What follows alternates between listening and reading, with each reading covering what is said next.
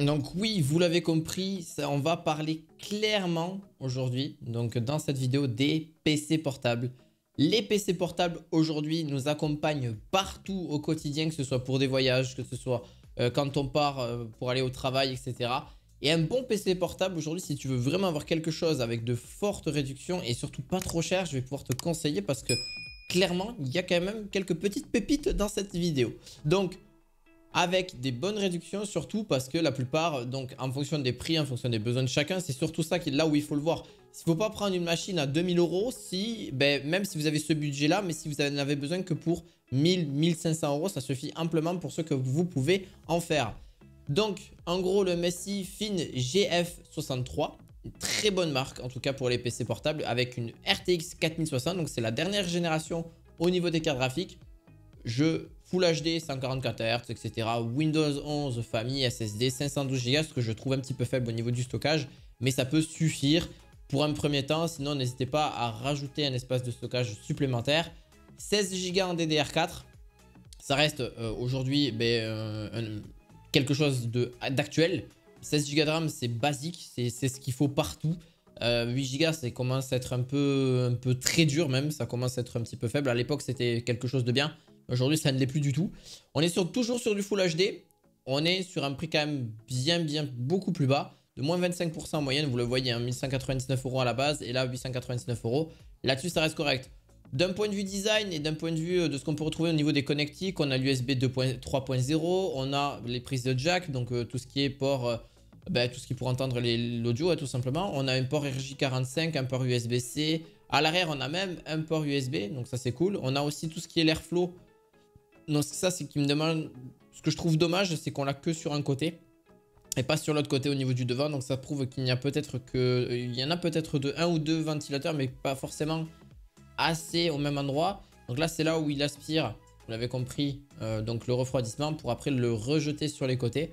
C'est pour ça que je conseille souvent à vos ordinateurs portables d'avoir un petit support. J'ai d'ailleurs fait une vidéo dessus. C'est génial d'avoir un petit support de refroidissement. Voilà. Donc là, on a donc Mars Gaming, Empire Gaming, TopMate C12. Alors, vous allez me dire, ouais, mais pourquoi tu nous recommandes ça, etc. C'est vraiment, ça refroidit davantage. Alors, ça ne refroidit pas forcément, mais ça permet de garder une température quand même relativement un petit peu plus basse par rapport à ce qu'on peut retrouver à l'heure actuelle. C'est surtout si vous avez tendance à rester sur un seul et même endroit. Et puis en plus de ça, c'est un support plutôt plat et ça va mieux aspirer. Donc là, ça aspire l'air froid, entre guillemets, ou de la pièce ambiante, vous avez compris. Et ça va le reprojeter après à l'extérieur directement avec le PC portable. Donc franchement, c'est un petit truc. Les supports comme ça, je vous déconseille. Ça coûte pas très cher. Ça coûte, moi, je l'ai pris à 5 euros. Mais franchement, c'est nul. C'est complètement nul parce que c'est pour des supports de petits PC portables. C'est pas génial. Donc, on a aussi un Asus TUF à 1249 euros. Pareil, RTX 4060. Et par contre, un Ryzen 7, pardon, avec 144 Hz et 16 Go de RAM. Pareil, encore une fois, le SSD, pas ouf, malheureusement.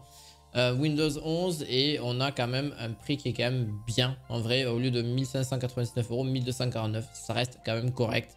Mais je ne comprendrai pas pourquoi ils mettent du 512 alors qu'ils savent très bien qu'il y a des gens qui vont jouer à des jeux. Et les jeux sont de plus en plus gourmands en termes de stockage. Et non, bien sûr, ils mettent 512 Go de stockage alors qu'ils auraient pu très bien mettre 1 Tera et ce que je trouve dommage. Alors certes, ça rajoute un petit prix en plus, mais c'est généralement quand je vous dis entre 500 et 1 Tera, donc ce qui fait 1000 Go.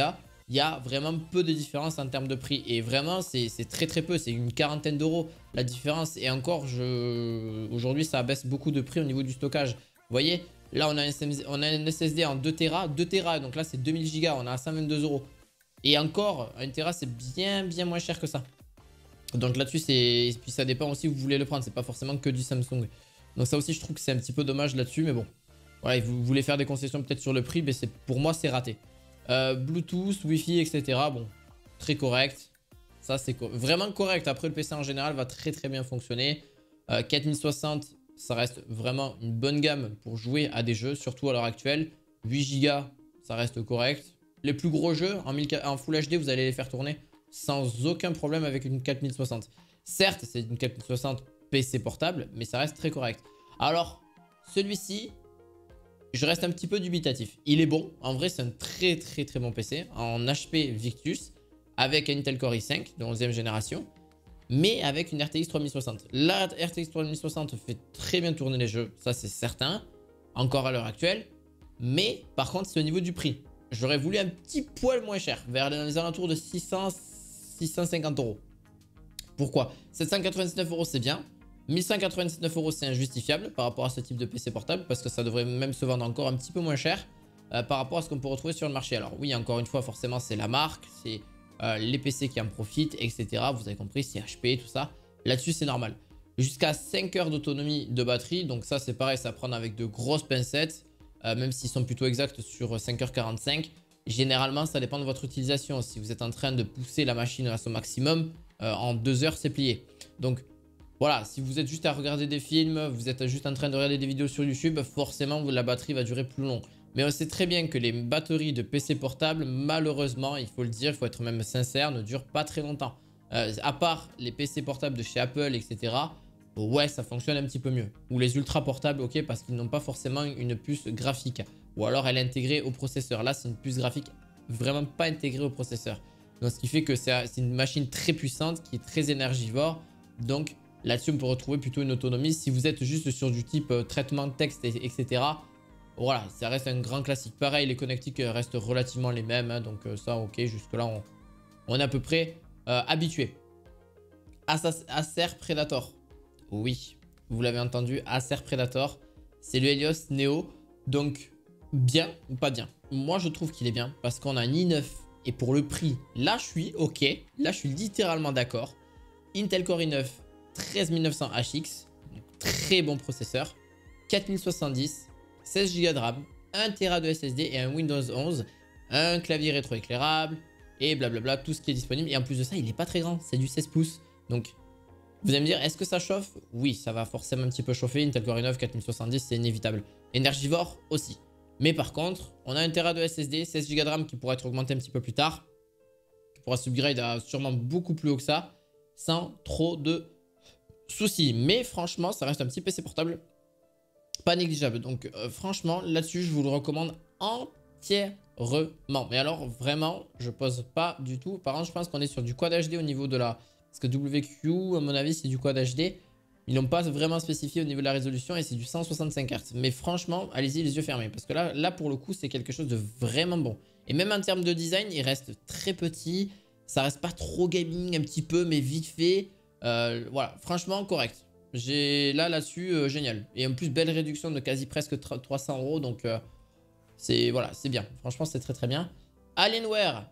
Alors, vous allez me dire, qu'est-ce que ça donne? Qu'est-ce que ça donne? Qu'est-ce que ça donne? Pareil, on a une 4070, Quad HD, donc du 1440 pixels. Un écran de 16 pouces, 3 millisecondes, donc avec 16 Go de RAM et 1 Tera en SSD.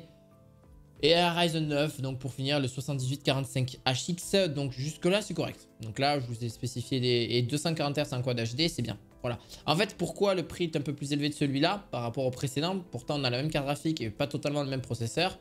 C'est surtout parce que c'est son écran qui est certes de 16 pouces. Ça, on l'a compris. Mais il est de 240 Hz et du Quad HD. Donc c'est ce qui fait qu'il est un petit peu plus cher. Et sous Windows 11, de toute façon, ils sont tous sous Windows 11 sans trop de problèmes. Voilà, j'ai rien à dire de plus. En jeu, il est bien. Pareil, énergivore. De toute façon, ces PC-là, ça restera très énergivore en termes de... Enfin, en conséquence, bien évidemment, là-dessus.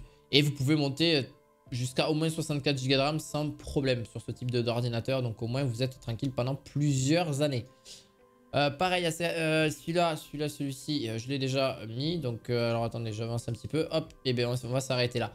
Et bien j'espère en tout cas que cette vidéo vous aura plu, vous l'avez compris, la prochaine c'est sur les micros, j'ai déjà sélectionné quelques micros, vous allez trouver ça sympa parce qu'il y a vraiment de très bons micros que je vais vous présenter dès demain. Donc n'hésitez pas, un petit pouce bleu, un petit abonnement et on se dit à très bientôt pour de nouvelles vidéos high-tech. À la prochaine, ciao ciao.